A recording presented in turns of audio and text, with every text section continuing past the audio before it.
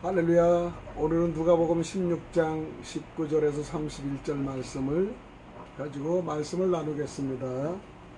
누가복음 16장 19절 31절에 나오는 부자와 거지 나사로, 이 설교는 회개와 구원의 초점을 두고 설명 준비를 했습니다.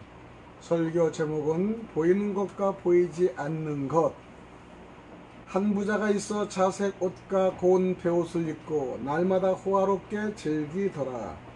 그런데 나사로라 이름하는 한 거지가 헌데투성이로 그의 대문 앞에 버려진 채.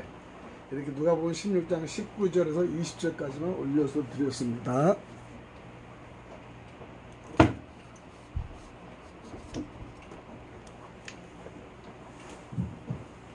인생의 겉과 속.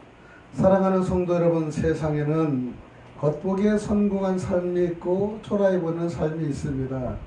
하지만 오늘 본문은 우리에게 겉으로 보이는 인생이 전부가 아니며 진짜 중요한 것은 보이지 않는 영원한 세계임을 말해줍니다.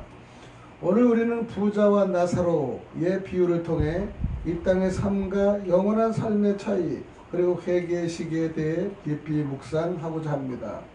본론에 첫 번째 부자와 나사로의 삶에 대해서 말씀을 드립니다. 부자의 삶은 자색 옷과 고운 베옷, 당시 최고의 부유함과 권력을 상징하죠.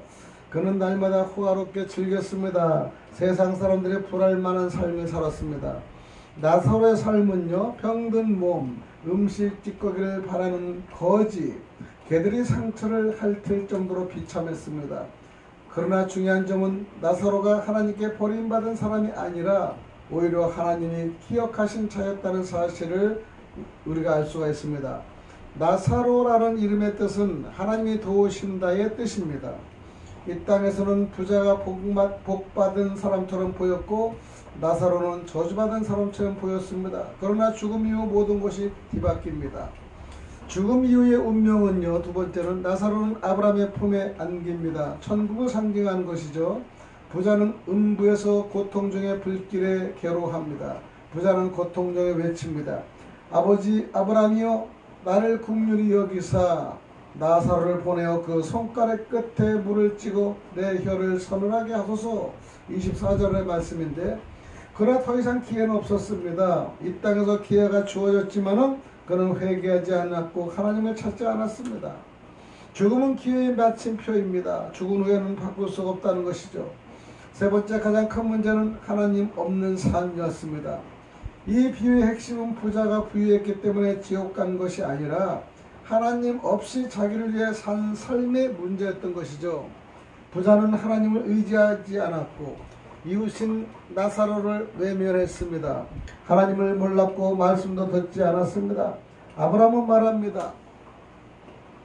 그들에게 모세와 선지자들이 있으니 그들에게 들을지니라. 29절이죠. 이 말은 말씀을 들을 기회는 살아있을 때 주어졌고 그 기회를 거절한 자에게는 더 이상 다른 방법이 없다는 뜻입니다.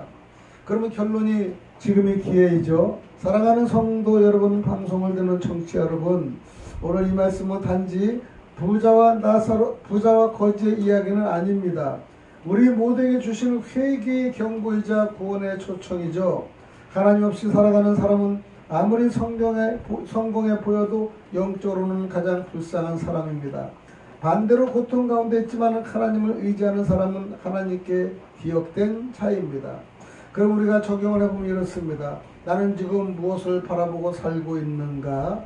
자기 자신 한번 생각해 보세요.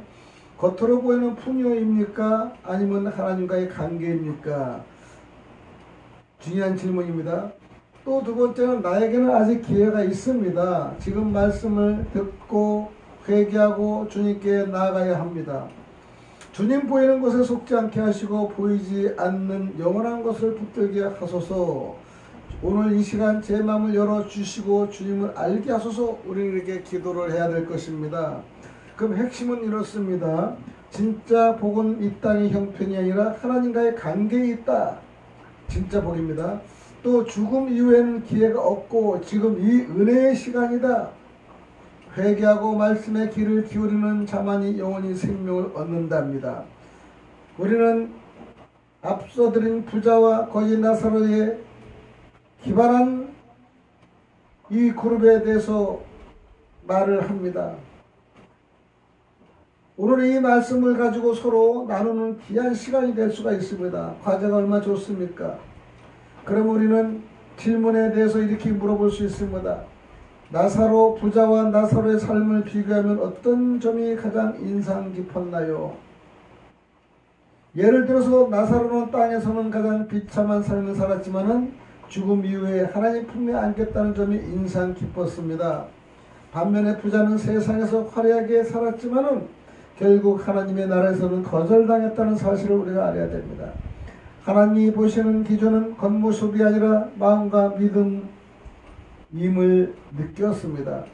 그럼 부자는 왜 구원받지 못했을까요? 그가 무엇을 놓쳤다고 생각하나요? 예시의 답은 이렇습니다. 부자는 하나님을 몰랐습니다. 말씀을 무시했습니다. 또한 가까이에 고통받는 나사로를 외면했던 것이죠. 결국 그는 자기 중심적으로 살았고 회개의 기회를 놓쳤습니다. 하나님 없이 사는 것이 얼마나 위험한지 보여줍니다. 그러면 세 번째는 나는 오늘 누구의 모습과 더 가까운가? 부자? 아니면 나사로? 그리고 그 이유는 무엇일까요? 우리는 답변한다면 솔직히 나 자신을 돌아보면서 편안한 환경 속에서 영적인 나태함에 빠질 때가 많습니다. 부자처럼 하나님 없어도 괜찮다는 착각을 할 때가 있었던 것 같습니다. 이번 말씀을 통해 다시 정신을 차리고 하나님을 중심에 두는 삶을 살아야겠다고 다짐하는 시간이 되길 바랍니다. 그럼 우리는 네 번째는 죽기 전에 반드시 해야 할 일은 무엇이라고 생각하나요? 우리는 이렇게 대답할 수 있습니다. 하나님을 진심으로 알고 믿는 것, 그리고 회개하는 것이라고 생각합니다. 그 외의 어떤 성공이나 명예도 죽음 이후에는 아무 소용이 없습니다. 영혼의 구원보다 더 중요한 것은 없다고 생각합니다. 그럼 다섯 번째는요, 오늘 말씀을 통해 내가 실천하고 싶은 한 가지는 무엇일까요? 우리는 답변을 이렇게 말할 수 있습니다. 말씀을 더 가까이 하고 하나님 없이 흘러가는 삶을 경계하고 싶습니다. 또한 주변에 고통받는 이웃에게 무관심하지 않고 작은 사랑에도 실천하려고 합니다. 지금 이 시간이 기회라는 사실을 잊지 않고 살겠습니다. 라고 우리 고백하길 바랍니다. 기도드립니다. 주님 보이는 것에 속지 않게 하시고 보이지 않는 영원한 것을 포기하소서. 회개의 기회를 놓치지 않게 하시고 나사로처럼 주님을 신뢰하며 살게 하여 주옵소서. 오늘도 감사하며 예수님 이름 받들어 간절히 기도드리옵나이다. 오늘 말씀 이걸로 마치겠습니다. 오늘 부자와 나사로의 비교를 삶을 우리가 가지고 인용하시는 저와 여러분이 되시기를 간절히 축원드립니다. 샬롬. 다음 시간에 뵙겠습니다.